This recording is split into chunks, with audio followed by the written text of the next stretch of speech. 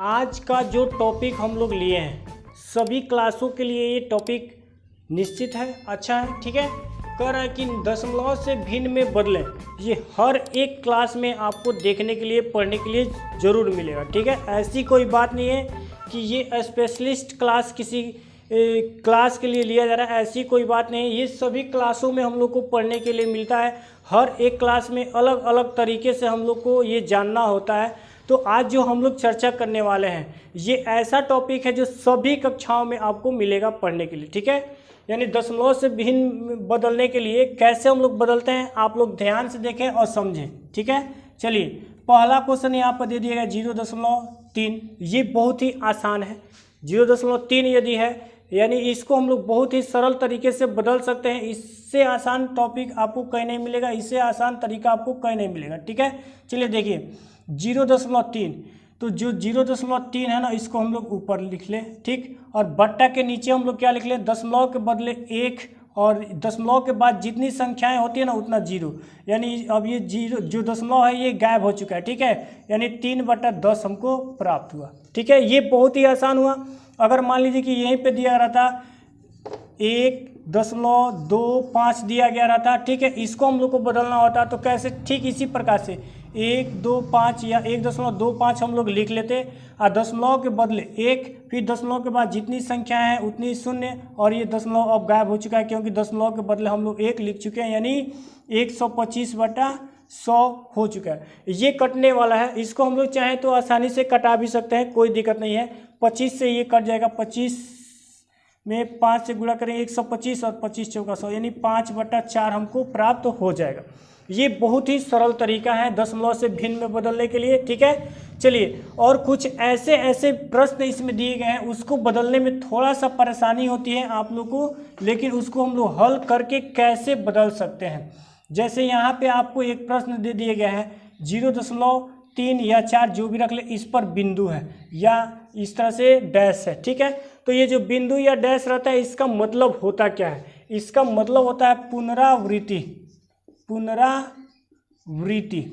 इसका मतलब ये होता है कि ये जिस संख्या पर ये रहता है, ये बिंदु या डैश जिस संख्या पे रहता है वो संख्याएं भाग के क्रम में, भागफल में जब ये आता है तो वो लगातार बार बार आता रहता है। इसका मतलब यही हुआ, ठीक है।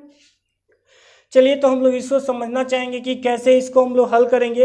हालांकि ट्रिक से तो बहुत आसान तरीके से आपको ये आसानी से हल हो सकते हैं, लेकिन हमको इसको हल करके देखना है कि ये कैसे हल किया जाता है। चलिए देखते हैं। सबसे पहले जो संख्या दी गई है इसको हम लोग मान लें, कोई कुछ भी मान सकते हैं। माना कि 0.4 पर बिंदु बराबर x, ठीक है। कितना मान लें, इतना x हम लोग मान लें, XYZ ABC कुछ भी मान सकते हैं, ठीक है। लेकिन हम लोग क्या माने हैं, x माने हैं।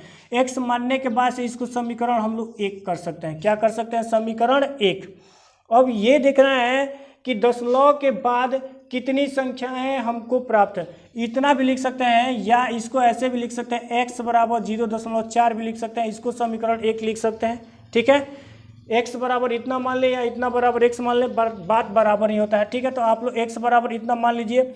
दशमलव के बाद जितनी संख्याएं होंगी, ये ध्यान देने वाली बात है, दशमलव के बाद से जितनी संख्याएं होंगी उतना 0 से दोनों तरफ गुणा करना होगा। यानी दशमलव के बाद से एक संख्या है तो 10 से दोनों तरफ गुणा करेंगे। दशमलव के बाद से यदि 2 संख्याएं होंगी तो 100 से दोनों तरफ गुणा करेंगे। दशमलव के बाद से यदि 3 संख्याएं होंगी तो 1000 से दोनों तरफ हम लोग गुणा करेंगे। फिलहाल में यहाँ पे दशमलव के बाद से एक ही संख्या है, ठीक है। जब एक ही संख्या है तो दोनों तरफ हम लोग क्या करेंगे, दोनों तरफ 10 से गुणा करने पर, ठीक है, दोनों तरफ हम लोग 10 से गुणा करें, ठीक है। 10 से x में गुणा करेंगे कितना हो जाएगा, 10x। 10 से इतना, सॉरी यहाँ पे बिंदु छूट गया था, ठीक है। 10 से इन दोनों में गुणा करेंगे तो कितना हो, 4.4 पर बिंदु। ये आप लोग कितना हो उसको गुणा भाग कीजिए, ये जो बिंदु वाला अंक है वो बार बार आता ही रहेगा, ठीक है।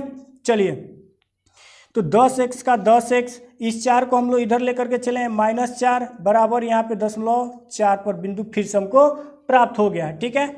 और ये हमारा 10x का 10x -4 का 4 बराबर, इसके जगह पे क्या हम लोग x लिख सकते हैं, क्योंकि यहाँ पर x बराबर हम लोग इतना माने हुए हैं, ठीक है। तो इतना के जगह पर इतना लिखिए या इतना के जगह पर इतना लिखिए, बात बराबर हुआ।